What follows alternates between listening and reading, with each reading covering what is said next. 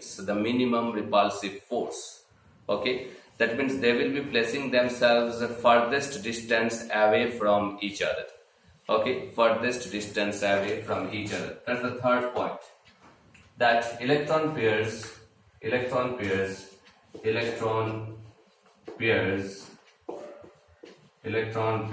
will be placed in such a way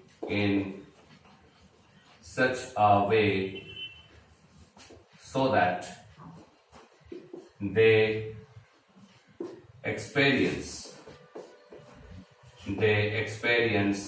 minimum repulsive force. That means they will be furthest distance away from each other. Now, how many types of repulsive forces are there? There may be lone pair, there may be bond pair. Okay, so there may be three types of repulsive forces. One is between two lone pairs, one is between a lone pair and a bond pair, and one type is between bond pair and bond pair. Obviously, among these three types of repulsive forces, the maximum repulsion will be in case of lone pair and lone pair, because these lone pairs of electrons are not taking part in anything, so they will repel maximum. And the least repulsion will be happening in case of bond pair and bond pair, because they're involved in the bond formation, so the repulsion is less in this particular case. That's the next point. That the repulsive force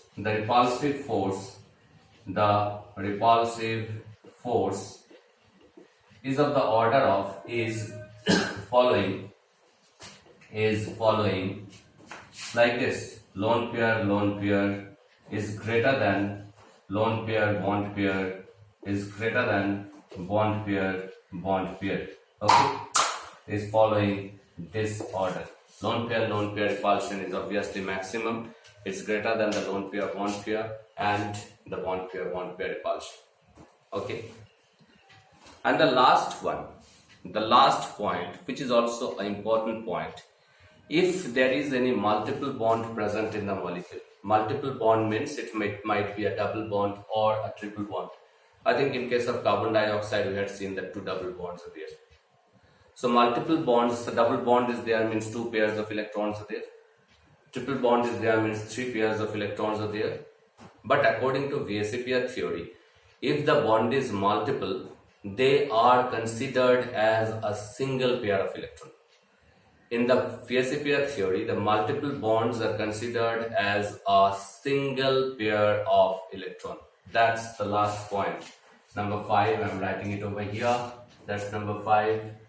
In case of multiple bonds, multiple bonds means double bond or triple bond. Okay, the number of electron pair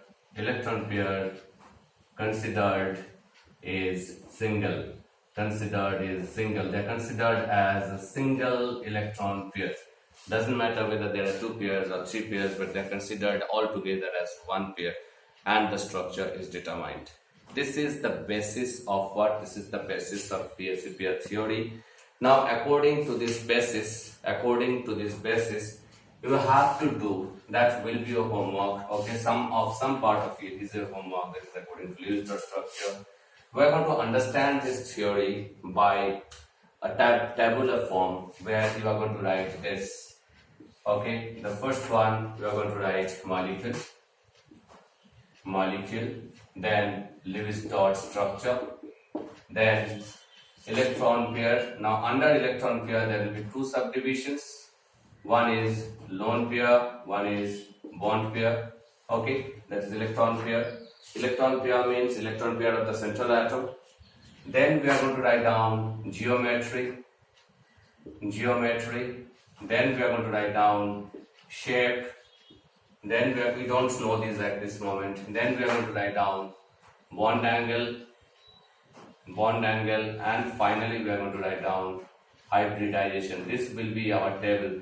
So what hybridization? So what I am going to expect is that I am going to give the name of the molecules, and after that you are going to draw the Lewis dot structure, and lone pair. The first three columns should be filled up. Lone pair and bond pair of the central atom you must know.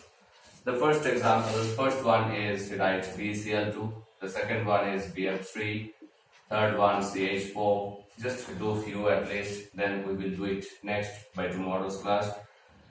Then PCl5. Then SF6. Then NH3. And then H2O. At least this much you do over here. Okay, so that we can go for the further one.